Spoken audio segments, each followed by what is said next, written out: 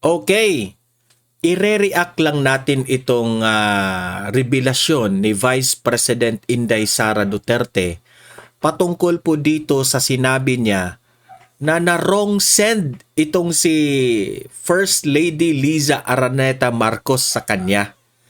Na yung pagka-wrong send ni FL Liza, yun yung dahilan na nalaman ni VP Sara na insecure itong si FL Liza sa kanya.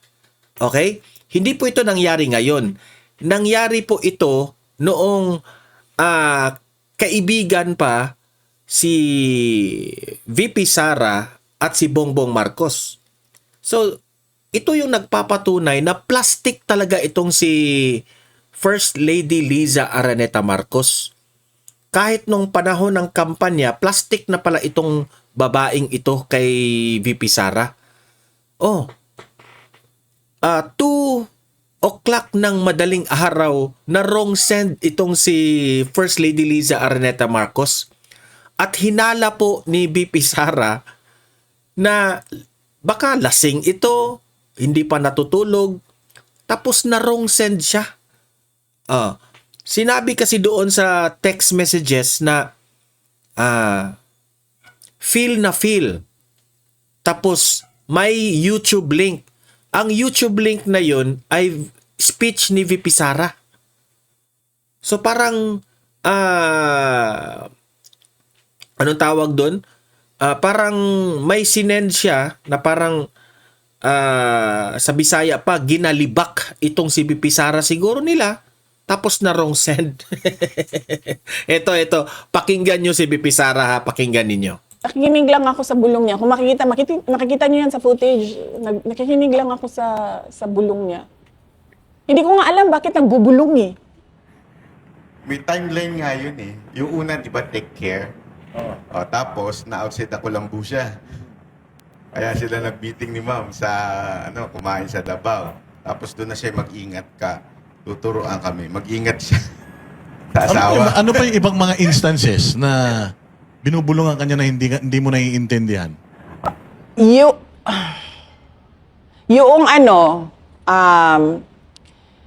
kung maalala nyo, nagpa-interview yung asawa niya. Ito na. Sa isang media person, nagpa-interview. Doon, tinreten niya ako, di ba? She crossed the line. I don't like her. Bad shot. Bad shot siya. Ano pa yung sinabi niya? Isang tawag lang yan sa Romania. Parang may ganun siya. Yung mga ano niya. Tapos ako, parang nagulat ako noon. Sabi ko, bakit ito siya nakikialam sa trabaho? Trabaho ko. Ito pa yung before ako nag-resign, ha. Tapos nagkita kami ni BBM noon. Graduation ng PNPA sa Cavite. Ito na naman siya. Bumulong na naman siya ng hindi mo maintindihan. Tapos, nakuha ko, narinig ko, galit eh. Yun lang yung na-pick up. Ito na yung pangatlong bulong. Yes, ito na yung pangatlong bulong. Kasi 2024 na ito. 2024, ito April or May. Hindi nyo ba naisip na pinagpaplanuhan kayo ng asawa? Parang galit na galit sa inyo yung asawa? Nilang lahat.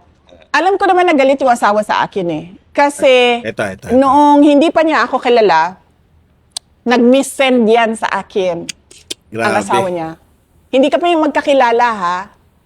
Isang beses, birthday ni BBM, September si BBM, di ba, no? Isang beses, matagal na ito, hindi kami magkaibigan, hindi kami magkakilala. Nagbigla yan ng message sa akin, hi, this is Lisa, and Bongbong's birthday is coming up in September, ganyan, may I request a video from you? It would really cheer him up, ganyan. Sabi ko, naisip ko pa, okay, sige, BBM, Marcos, sige, nagpadala ako ng happy birthday message. September yon. Come mga January, siguro nandun na yung pangalan ko sa, mga January, siguro 2021. Tama ako ha, January 21, nandun na siguro yung number ko. Siguro, madaling araw eh, 2:00 ng madaling araw. Tapos, biglang feel na feel. Tapos merong link siya na pinadala sa YouTube. So, binasa ko. Sabi ko, 2:00 ng madaling araw, Lisa Marcos, feel na feel. Tapos, may YouTube link. So, sabi ko, hack ba ito? O lasing ba ito? Tapos naisip ko, baka lasing to kasi 2:00 ng madaling araw eh. Diba? So, inopen ko. Pag open ko nung link, speech ko. Nagsispeech ako sa Tapang at Malasakit. Nung taon na nanalo si PRD, tapos binuo namin yung Tapang at Malasakit. Speech ko yon doon sa BGC, sa Marquee Events Hall. Tapos, hindi ko siya sinagot. Kasi alam kong missend siya. Di ba? Kasi hindi naman tayo magkaibigan eh. Hindi tayo magkakilala. Tapos Correct. sasabihin mo, feel na feel. Tapos link. Sabi ko, itong na ito, so hindi ko na pinansin. Tapos, mga 1-2 days after, chinek ko yung kanyang message. Dinilit niya. 2. So sabi ko, So yung dinilit doon, yung feel na feel at yung YouTube link. Kasi sinabihan niyang feel na feel si VP Sara. mga, ito, missent. Wala siguro sa tamang pag-iisip na. So, nakamisend. Grabe. Oo. So, sabi ko, tama nga. So, skin cap ko yun. Ganyan. Pinapakita ko yun sa mga kaibigan ko. Tingnan nyo, oh. Nagalit sa akin to. Ganyan. So, alam ko na yun. Alam ko na yun na hindi niya ako gusto. Kahit nung kampanya man, lahat naman ng malapit sa circle nila, kasi unity may, diba? So, pag nagkukwento sa akin, sabi niya, uy, tinatrash talk ka nung asawa. Sabi ko, oo nga eh. Sabi ko, pero wala naman silang ikaka-insecure sa akin eh. Tumakbo na nga akong vice president. Correct. Tumutulong na nga ako sa bayan, sa kanila. Grabe, no? Hindi, alam So, ito yun ang highlights sa mga yun ang gagawin ko ngayon. So, halatang halata na kasi madaling araw yun eh. So, sa tingin ko wrong send talaga yun. Kasi feel na feel. Tapos may sinend siya na link. Ang link, speech ni VP Sara. So, parang sinabihan niya feel na feel ni VP Sara, parang ganun. So, noon pa may galit na pala itong si F. Eliza kay VP Sara. Halatang halata na itong si F. Eliza, siguro nagsiselos ito nung time ng kampanya ni BBM o ni VP Sara. Hindi, ito analysis ko lang yan Kasi, imagine mo, na wrong send siya doon kay VP Sara na send.